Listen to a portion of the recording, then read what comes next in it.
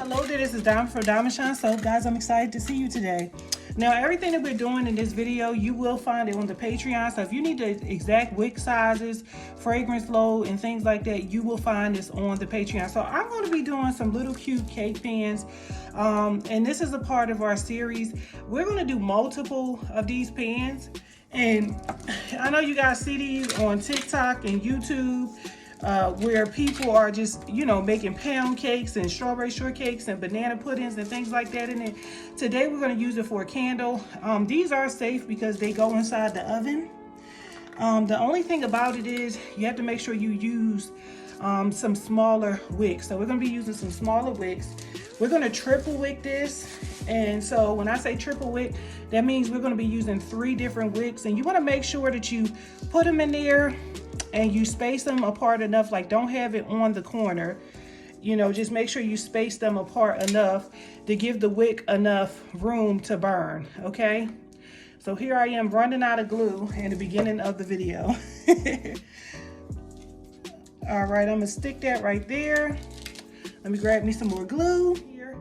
And I wanted to use like the color, like a light color. I didn't want to use white wax because I know you will see a little bit of the base of it underneath the whipped frosting, okay? So I got this and I'm gonna let this fully solidify, okay? So while this is solidifying, so you don't have to worry about your wicks because we're gonna decorate the top and we're gonna be just pulling these wicks around, so don't focus on that. Right now, we're just gonna go ahead and push this to the side and we're gonna work on our strawberries, okay?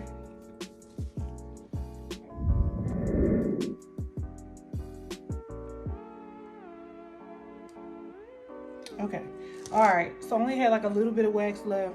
Just take that and just kind of drop that on top of that. Okay, all right, so the next thing we're going to do is we're going to push this to the side, allow this to solidify, and then we're going to work with our top, okay? So right here I have me some crumble. I'm going to kind of move this over in a little bit to the best of my ability. Okay, I have me some crumble. And here is my, my pan that I had already prepared. So what you're gonna need is you're gonna need a piping bag and a piping tip. And you're going to need to put a little bit of frosting inside of it. Because remember, you're not doing a whole lot on this, but you need just enough just to put a little bit of frosting, okay? So I'm gonna go ahead and fill this up and I'm gonna bring in my bowl with my whipped frosting and we're gonna go from there.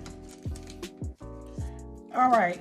So I had to go ahead and clean off my piping tip. And now I'm just gonna go ahead and pipe into this vessel, okay? So I'm just kind of moving at a motion and an angle. Now listen, when you start doing this piping, remember that you don't want to make it too high that you can't put the top on, because the whole purpose of the container is to make it look really like a bakery style container, and you want to be able to put the top on it, okay? So you just kind of just moving at a little zigzag kind of angle, and don't focus on the wick because you could just go and clean the wick up at any time, and you can move the wick around as you please. And these little spots that you see, you can just kind of go and fill those in as well. Remember I told you I wanted to cover up the bottom where you couldn't see that bottom layer, okay? All right, and so you don't have to be super duper perfect, but you definitely want to make sure that you're following it at a good angle, okay? You want to make sure that you're doing that, because once you start putting all of your little decor on top, wherever you messed up is not going to be that noticeable. Okay, all right, so now that we've reached this lovely place, it looks really cute, right? Yes, it really does. Okay, be confident in your work, girl or guy.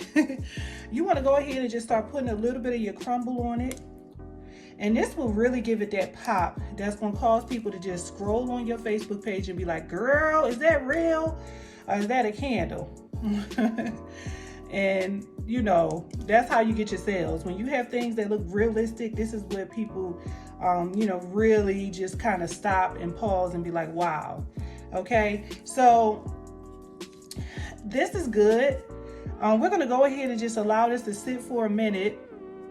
And I have like a little gap up here that honestly I'm gonna fill with some crumble versus me going and putting some piping in there and just kind of messing it up. You know, I just want to put a little crumble in it. I'm gonna put a little bit more crumble on the top, and we're gonna let our strawberries go ahead and just start sticking mine on to my whipped frosting.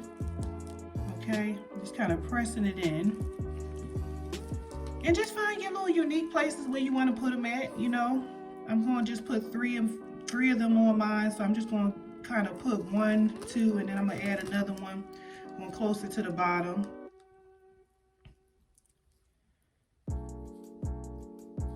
Okay, and let me go ahead and just kind of smooth out my strawberry a little bit.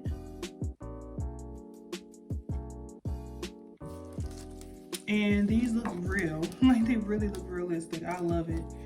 It's a different kind of look. So I'm just gonna kind of sprinkle some stuff around it just to make it look like, hey, strawberries, you can be served that messy too. I'm just gonna put a little crumble around it.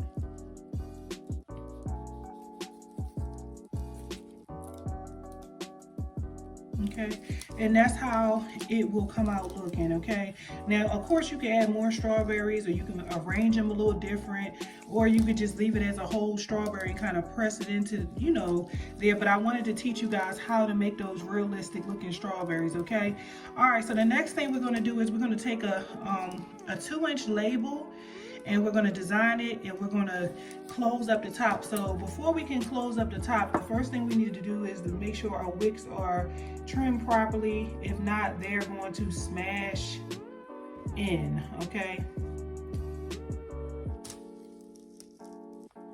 and let me hold it. There we go.